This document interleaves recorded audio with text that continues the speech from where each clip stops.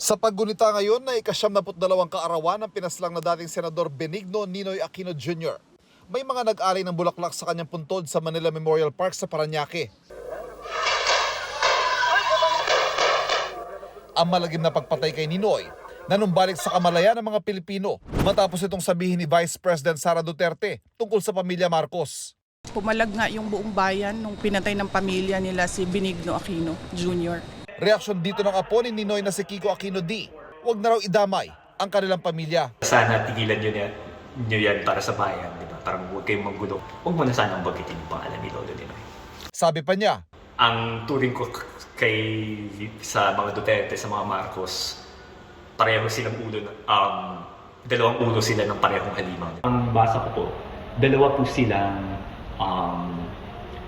silang nagpapahirap sa bayan na marami silang pinatay nung panahon ni Marcos Sr., nung panahon ni Duterte.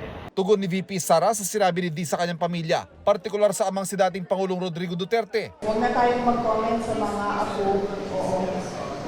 Kasi natural sa mga anak at apo ang affinity sa mga magulang at sa grandparents. Hinihingan pa namin ng pahayag si Pangulong Bongbong Marcos at kanyang pamilya pero wala pa silang tugon. Dati na rin itinanggi ng Pangulo na pamilya niya ang nagpapatay kay Ninoy.